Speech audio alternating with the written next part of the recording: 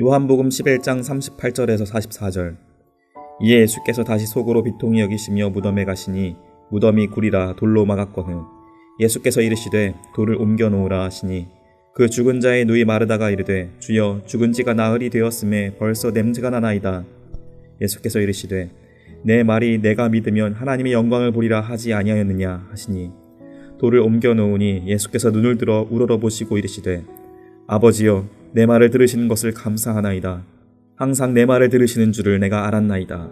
그러나 이 말씀 하옵는 것은 둘러선 무리를 위함이니 곧 아버지께서 나를 보내신 것을 그들로 믿게 하려 함이니이다.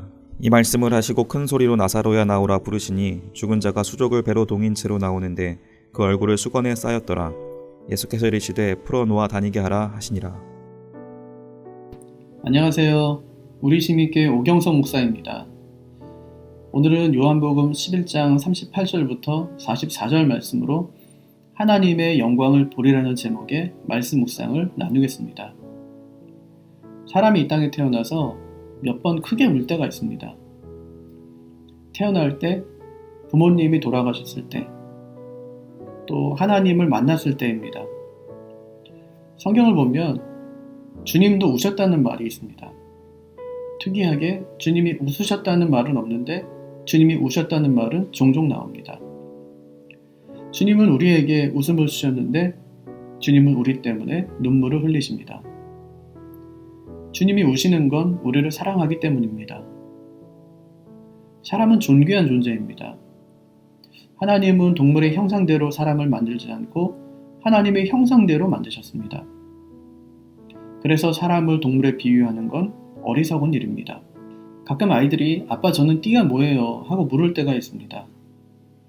그때마다 저는 예수띠야 라고 대답해 줍니다. 그럼 아이들이 그런 띠가 어디 있냐고 합니다. 진짜로 무슨 띠냐고 묻습니다. 그럼 허리띠야 라고 대답해 줍니다.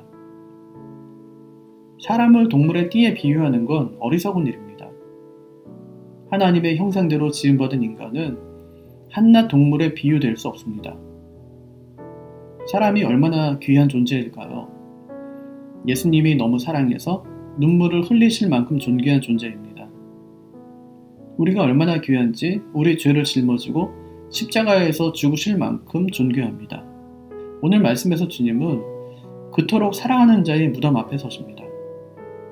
주님은 무덤 앞에서 나사로의 죽음을 비통히 여기십니다. 친구 나사로를 죽음으로 몰아간 질병과 고통에 대해 분통을 터뜨리신 것입니다. 최근에 정인이 사건이나 학교 폭력 문제를 대하면서 많은 분노가 일었습니다.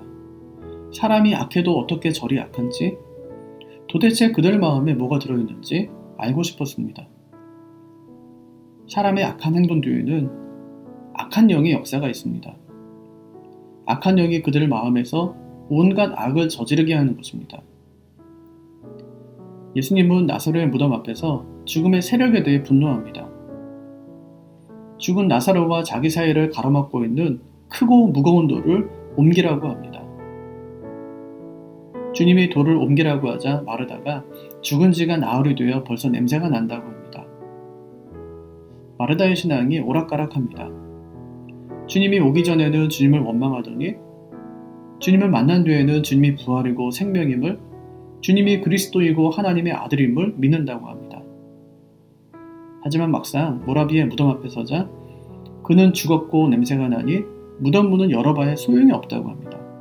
마르다는 주님을 만난 후에 말이나 태도가 변했지만 나사로의 무덤 앞에 서자 옛날로 돌아가고 말았습니다. 우리의 신앙도 자주 신앙의 원점으로 돌아갑니다. 은혜 받는 것 같은데 다시 예전으로 돌아갑니다. 이제는 좀 성장한 것 같은데 돌아보면 다시 제자리입니다. 그때 주님이 마르다에게 영적 진리를 가르쳐 주십니다. 40절을 보면 예수께서 이르시되 내 말이 내가 믿으면 하나님의 영광을 보리라 하지 아니하였느냐. 주님은 4절에서 나사로의 병에 대해 이 병은 죽을 병이 아니라고 합니다. 하나님의 영광을 위한 것이라고 합니다. 주님이 다시 마르다에게 그 말을 상기시켜 줍니다. 그 말을 믿으면 내가 하나님의 영광을 볼 것이라는 것입니다. 우리가 하나님의 능력을 경험하면 믿게 되는 것이 아닙니다. 하나님이 은혜를 주셔야 믿게 됩니다. 그렇게 믿게 된 자가 하나님의 영광을 보는 것입니다. 마르다는 예수님의 말씀을 듣고 속히 자신의 생각을 버려야 합니다. 빨리 무덤을 막고 있는 돌을 옮겨 놓아야 합니다. 사람들이 돌을 옮겨 놓자 주님이 하늘을 우러러보며 기도합니다. 아버지여, 내 말을 들으신 것을 감사하나이다. 주님이 하신 말은 23절에 나오는 내 오라비가 다시 살아나리라는 말씀입니다. 주님은 하나님이 자신의 말대로 나사로를 살리실 것을 믿었습니다. 주님은 나사로의 무덤 앞에서 세 가지 명령을 합니다. 돌을 옮겨 놓으라, 나사로야 나오너라, 풀어놓아 다니게 하라는 것입니다. 무덤 문을 여는 것은 사람이 할 일입니다. 죽은 나사로를 살리는 것은 주님이 하실 일입니다.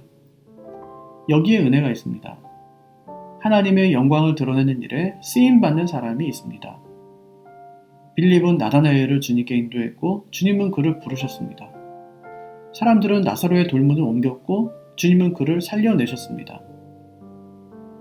하나님의 일이 시작될 때 쓰임받는 것은 참 영광스러운 일입니다.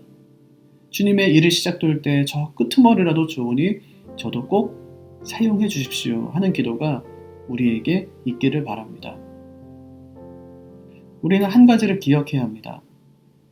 나사로가 살아났다고 우리도 죽음에서 살아나는 것은 아닙니다. 예수님이 병든 자를 치유했다고 모든 병자를 치유하는 것도 아닙니다. 우리가 이 땅에서 병에 걸리거나 죽게 되었을 때 주님이 우리를 고쳐주거나 살려주는 게 중요한 것이 아닙니다.